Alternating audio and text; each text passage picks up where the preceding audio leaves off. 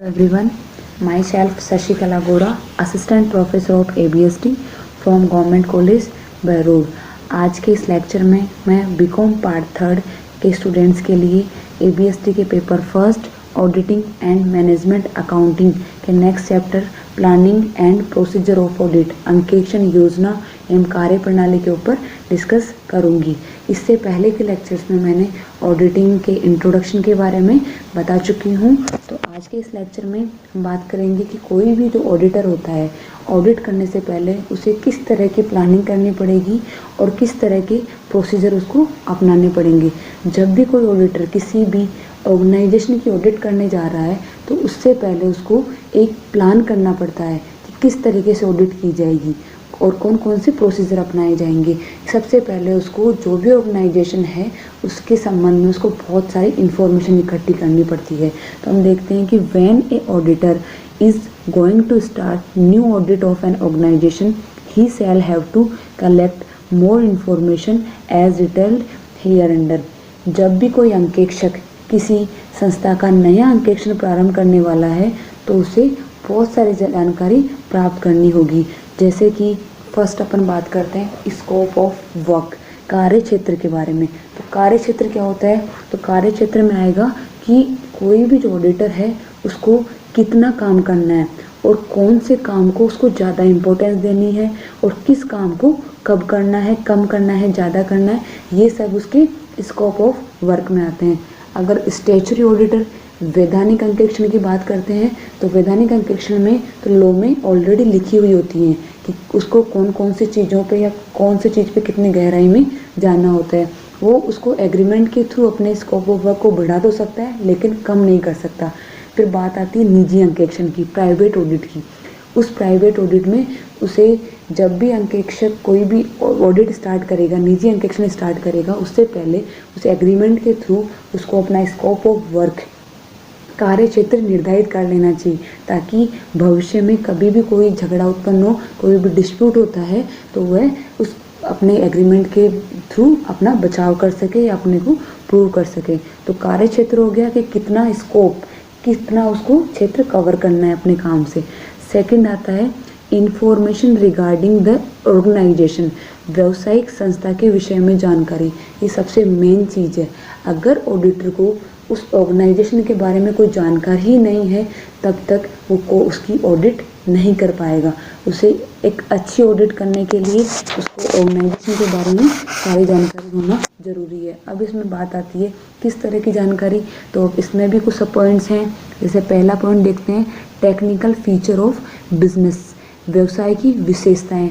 किस तरह का व्यवसाय है, या कोई प्रोडक्ट का उत्पादन कर रहा है, किस वस्तु का क्रय विक्रय कर रहा है, या कोई उसकी जो स्थायी संपत्तियां हैं या अस्थायी संपत्तियां हैं उनका नेचर क्या है। तो जो भी बिजनेस है उसकी बेसिक जो चीज़ें हैं उसके बारे में उसको सबसे पहले उसकी जानकारी प्राप्त करनी पड़ेगी। नेक्स्ट आता है अकाउंटिंग सिस्टम, पुस्तपालन की प्रणाली।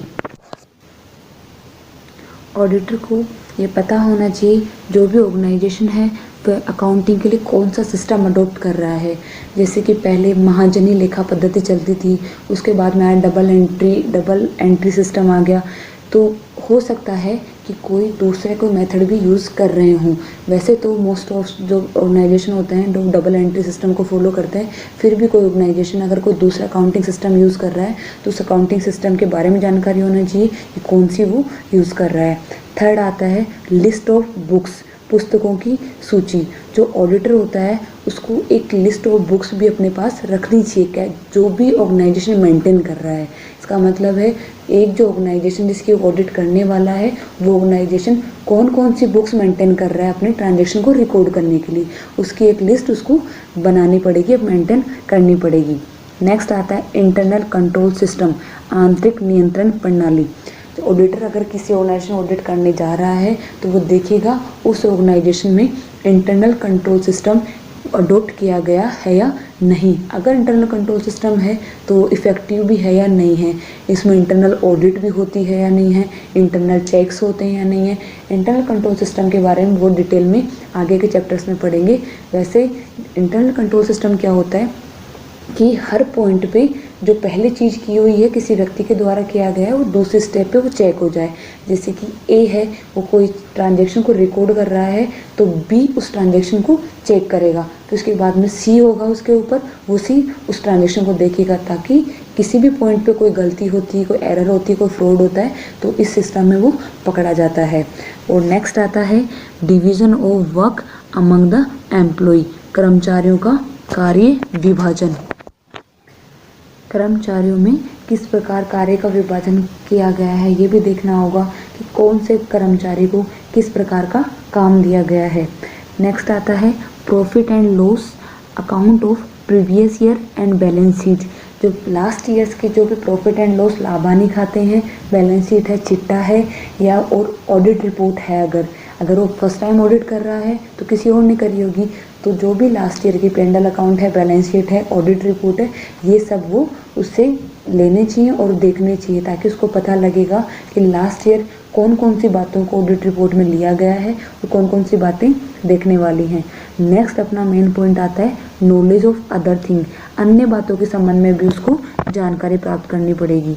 जैसे कि ऑर्गेनाइजेशन कंटिन्यूस ऑडिट करवाना चाह रहा है या पीरियोडिक ऑडिट करवाना चाह रहा है। कंटिन्यूस ऑडिट तो होती है जो लगातार पूरे ईयर में चलती है, वो कंटिन्यूस ऑडिट होती है। पीरियोडिक ऑडिट होती है जो एक निश्चित टाइम पीरियड के बाद में स्टार्ट होती है। तो पीरियोडिक ऑडिट भी अगर वो करवा रहा है तो अगर फाइनेंशियल स्टेटमेंट बनने के जस्ट बाद में स्टार्ट हो जाएगी ऑडिट या कुछ टाइम पीरियड के बाद स्टार्ट होगी, उसका रेम्यूनरेशन क्या रहेगा, ये सब बातों की भी उसको जानकारी होनी ज़रूरी है। तो हमने देखा कि कोई भी ऑडिटर अगर नया ऑडिट स्टार्ट कर रहा है तो उसको किस किस तरह की जानकारियाँ उसको अपने पास रखनी चाहिए, इन्फॉर्मेशन उसको ले लेनी चाहिए। इसके बाद जब ऑडिटर ये सब जानकारियाँ प्राप्त कर लेगा तब वो आगे की स्टेप पे चलेगा। आगे की स्टेप आती है एक प्लान तैयार करना, जिसको बोलते हैं ऑडिट प्रोग्राम। एक ऑडिट प्रोग्राम तैयार करेगा जिसके अकॉर्डिंग आगे की ऑडिट की जाएगी। तो ऑडिट प्रोग्राम की डेफिनेशन मीनिंग क्या होता है? ऑर्डरली और systematic plan for the adoption of audit procedure is called audit program. अंकेक्षण प्रोग्राम, अंकेक्षण कार्यक्रम क्या होगा? जो भी ऑडिट प्रोसीजर है उसको किस ऑर्डर में और किस सिस्टमेटिक प्लान से उसको अडॉप्ट किया जाएगा, जो वो प्रोसीजर होता है वो होता है ऑडिट प्रोग्राम, अंकेक्षण कार्यक्रम। ऑडिट प्रोग्राम में be defined as the auditor's plan of action indicating the work to be accomplished, the audit test and procedure to be followed, the person responsible for the accomplishment of the work and the time within which the work is to be accomplished। तो audit programme कैसे define कर सकते हैं? Audit programme को define किया जा सकता है, उसमें ऑडिट प्रोग्राम में क्या क्या इंक्लूड करेगा, कितना टाइम लगने वाला है, कौन से ऑडिट प्रोसीजर और टेस्ट वो अप्लाई करने वाले हैं और कौन सा व्यक्ति जो उसकी टीम होगी ऑडिटर की उसमें कौन सा व्यक्ति कौन से काम के लिए रेस्पॉन्सिबल होगा और जो प्लान ऑफ एक्शन होंगे जो लिए जाएंगे काम में प्लान ऑफ एक्शन होंगे वो सब ऑडिट प्रोग्राम में इंक्लूड किए जाएंगे। इन सबको मिलाकर ऑडिट प्रोग्राम की उसको ऑडिट प्रोग्राम कहा जा सकता है। तो कई बार एग्जाम में डेफिनेशन मीनिंग पूछ लिया जाता है तो हमें किसी ना किसी जो भी इकोनॉमिस्ट है उसकी एक डेफिनेशन अपने को लिखनी पड़ेगी। जैसे अकॉर्डिंग टू कोहलर, कोहलर क्या कहते हैं कि audit programme is a description, memorandum और outline of the work to be done in an audit and often of the time allotted and personal assignments prepared by a principal as a definition of audit scope or by an auditor for the guidance and control of assistance। तो Kohler के अनुसार क्या होगी definition? अंकेक्षण कार्यक्रम में किए जाने वाले कार्य, उसके लिए बंटित समय और किन किन व्यक्तियों द्वारा किया जाना है इसका विवरण अथवा रूपरेखा है। तो जो भी अंकेक्षण कार्यक्रम में क्या क्या इंक्लूड किया जा रहा है, जो भी कार्य किए जाने वाले हैं, कितना समय उसमें दिया जा रहा है और कौन कौन से व्यक्ति कौन कौन सा काम करने वाले हैं, इसकी एक रूपरेखा ही ऑडिट प्रोग्राम होती है। ये प्रधान द्वारा अंकेक्षण के कार्य क्षेत्र को परिभाषित करने के लिए अथवा एक अंकेक्षक द्वारा अपने सहायकों के मार्गदर्शन एवं नियंत्रण के लिए तैयार किया जाता है। तो जो ऑडिट प्रोग्राम है वो स्कोप को डिफाइन कर देगा कि इसका स्कोप, कार्य क्षेत्र क्या रहेगा और जो भी उसके हेल्पर हैं, जो भी उसकी टीम है, उसके गाइडेंस के लिए और उनके कंट्रोल के लिए तैयार किया जाता है। तो an audit programme is flexibly planned procedure of examination.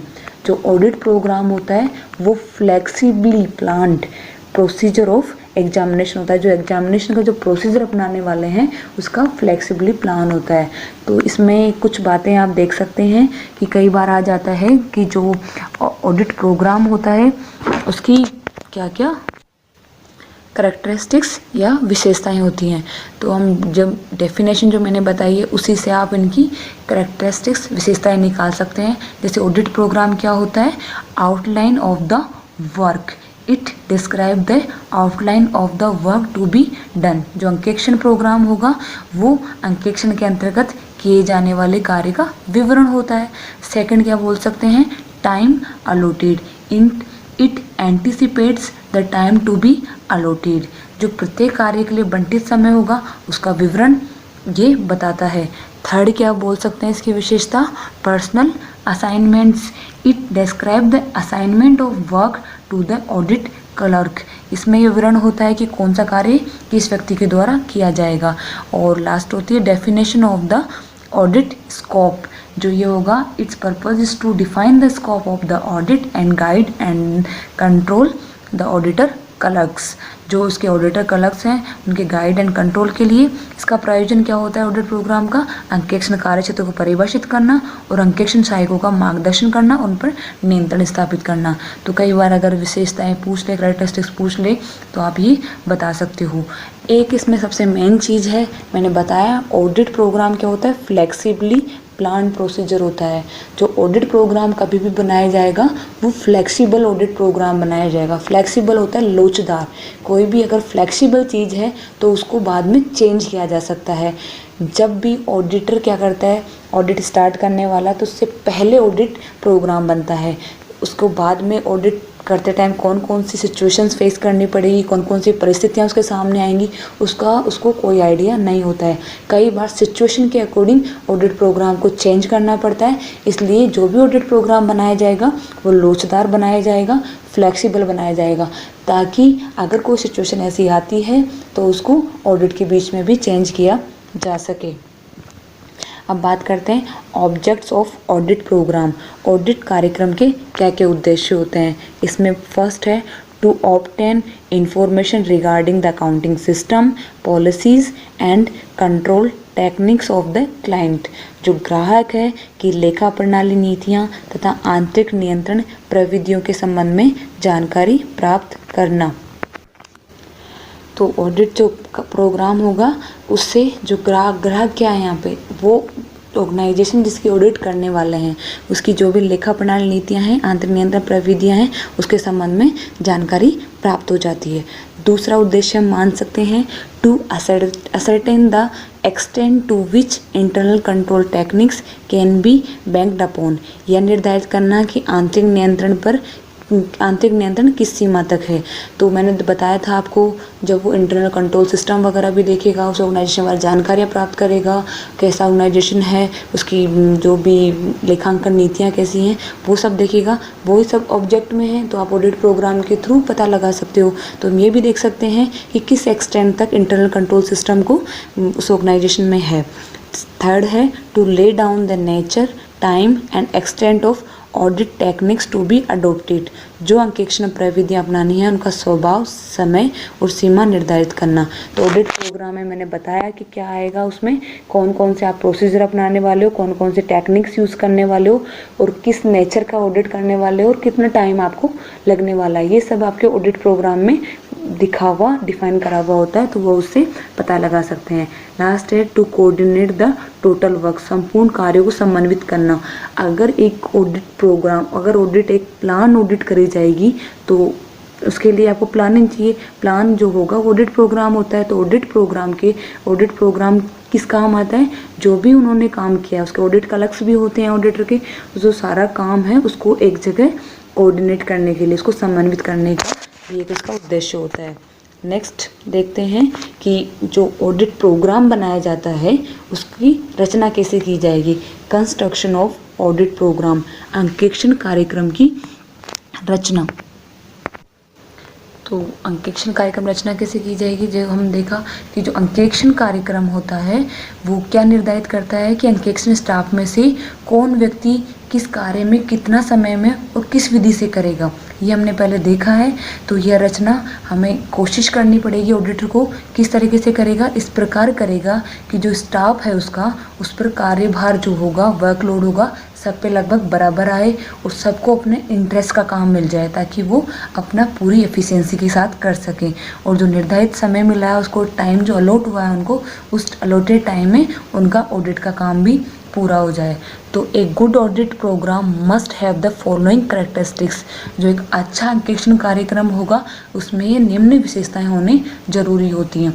सबसे पहली विशेषता है एक्सप्लिसिट, स्पष्टता। जो अंकेक्षण कार्यक्रम जो बनाया जाएगा, ऑडिट प्रोग्राम जो बनाया जाएगा, वो बिल्कुल स्पष्ट होना चाहिए। इसमें क्या करेगा अंकेक्षक, जो भी उसका स्टाफ है उससे व्यवसाय ऑर्गेनाइजेशन के बारे में जो भी उसको जानकारी है वो सारी जानकारी अपने स्टाफ को बताएगा, उसको ऑर्गेनाइजेशन के बारे में हर चीज़ बताएगा जो उसको पता है और ऑडिट में काम में आने वाली है, ताकि उनको भी सारा उनके बारे में नॉलेज रहे, स्पष्ट रहे चीज़ें। नेक्स्ट आता है सेगमेंटेशन ऑफ वर्क, विभागों में बंटवारा। आपने देखा होगा जो भी ऑर्गेनाइजेशन होता है उसमें अलग अलग कोई भी ट्रांजेक्शन होता है उसमें वो अलग अलग स्टेप रिकॉर्ड होता है, जैसे कि रोकड़ कैश बुक अलग होती है, वेजेस बुक अलग होती है, क्रय विक्रय अलग होते हैं, लेनदार वगैरह। तो उसके अकॉर्डिंग वो जो भी काम होगा उसमें उस काम को या विभागों को अपने स्टाफ में अकॉर्डिंगली बांट देगा। अंकेक्षण कार्यक्रम में, प्रोग्राम में ये सब चीज़ें मेंशन होंगी। थर्ड आता है logical flow of accounting document, लेखा प्रपत्रों का न्याय सिद्ध प्रवाह है। इसमें क्या होगा, जो भी ट्रांजैक्शन है के स्टार्टिंग से लेकर अंत तक जो भी क्रियाएं हुई हैं, जहाँ जहाँ उनकी पोस्टिंग वगैरह जो भी हुआ है वो सब चीज़ों की उसमें जांच हो जानी चाहिए। इस तरीके से ऑडिट प्रोग्राम बनाया जाएगा। नेक्स्ट आता है इलास्टिसिटी, लोचदार, जिसको फ्लेक्सिबल भी बोलते हैं। इसके बारे में मैंने बताया है, जो भी ऑडिट प्रोग्राम होगा वो फ्लेक्सिबल होना बहुत ज़रूरी है, क्योंकि अगर कोई सिचुएशन ऐसी आती है जिसमें हमें चेंज करना पड़ सकता है तो हम चेंज कर सकें ऑडिट प्रोग्राम को, तो उसका फ्लेक्सिबल होना बहुत ज़रूरी है। फिर आता है रिव्यू, पुनर्जांच। जो भी ऑडिट प्रोग्राम है उसको ऑडिट के दौरान, ड्यूरिंग द ऑडिट, टाइम पे उसको चेक किया जाएगा। अगर उनको लगता है ऑडिट प्रोग्राम में कुछ चेंजेज होने चाहिए तो चेंज हो सकें। फिर नेक्स्ट आता है based on according to scope, कार्य क्षेत्र के अनुसार।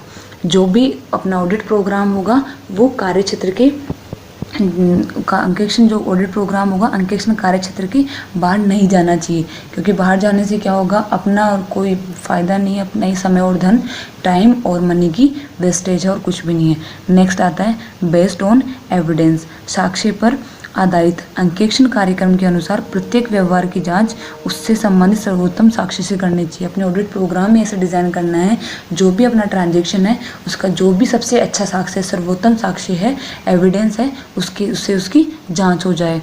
लास्ट आता है record of movement and accomplishments, गतिविधियां और निष्पादन का रिकॉर्ड।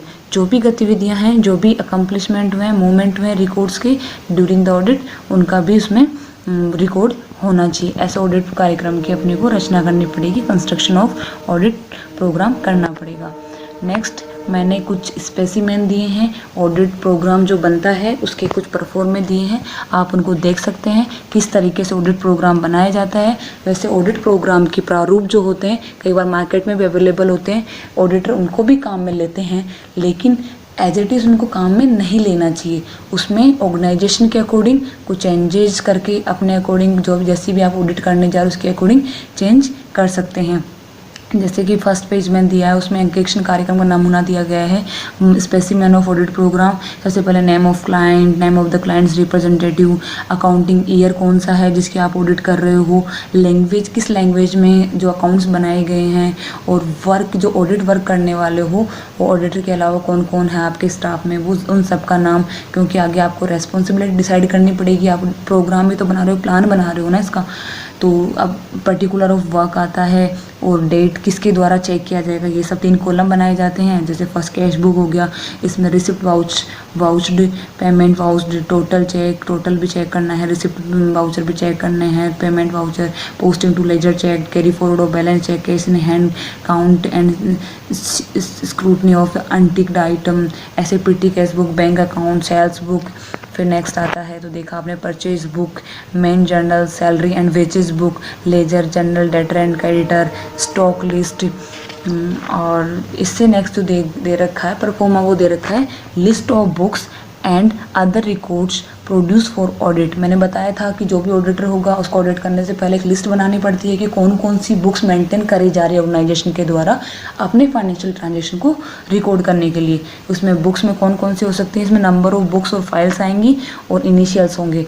तो बुक्स कौन कौन सी, जैसे cash book, sales book, purchase book, petty cash book, rent register, journal हो गए, लेजर हो गए, लेजर में journal ledger, debtors, creditors, stock books, bank passbook, salary and wages book, voucher files and other records, payment voucher, counterpart, वो सब देख लेना। ये सब इनको एक लिस्ट ऑफ बुक्स भी मेंटेन करनी पड़ेगी। एक उसमें परफॉर्मा दिया गया है, वो है duration of audit, date on which audit was started, date on which audit completed, total hours for routine works, for final works, special remarks कि जो फाइनल अकाउंट्स हैं प्रिपेयर्ड किसके द्वारा प्रिपेयर किए गए हैं, और फाइनल ट्रायल बैलेंस चेक हुआ है कि नहीं हुआ, डेप्रिसिएशन स्टेटमेंट चेक हो गया नहीं है, managing directors and directors remuneration and commission if any calculate किए गए हैं या नहीं किए गए हैं, टैक्सेशन प्रोविजन को देखा गया है नहीं देखा गया, prepaid expenses, outstanding expense schedule and grouping prepared and exam. ये सब चीज़ें जो ऑलरेडी आप पढ़ चुके हो, कौन कौन सी चीज़ें होती हैं जो देखने वाली होती हैं अकाउंट्स में, आपने बहुत कुछ चीज़ें पढ़ी हैं, वही सब चीज़ों को उनमें कवर किया गया है। एक ऑडिटर करेगा क्या, ऑडिटर क्या चेक करता है, वही चेक करता है जो फाइनेंशियल ट्रांजेक्शन ऑर्गेनाइजेशन में हो रहे हैं उनको किस तरीके से रिकॉर्ड किया गया है, और अगर रिकॉर्ड कर रहा है तो उसके साथ कुछ सपोर्टिंग है या नहीं है, उसके कुछ साक्ष्य अवेलेबल है या नहीं है, वो सब चेक करने के बाद ही अपना वो रिपोर्ट देता है और रिपोर्ट में अपना ओपिनियन देता है। ठीक है, और ये सब परफॉर्मा ही मैंने दिया है, इसको आप देख लीजिएगा। Thank you. अब इससे नेक्स्ट लेक्चर जो होगा उसमें बात करेंगे क्या क्या एडवांटेज हैं, क्या क्या डिसएडवांटेज हैं ऑडिट प्रोग्राम के, ऑडिट नोटबुक क्या होती है, इन सब चीज़ों के बारे में नेक्स्ट लेक्चर में बात करते हैं। Thank you.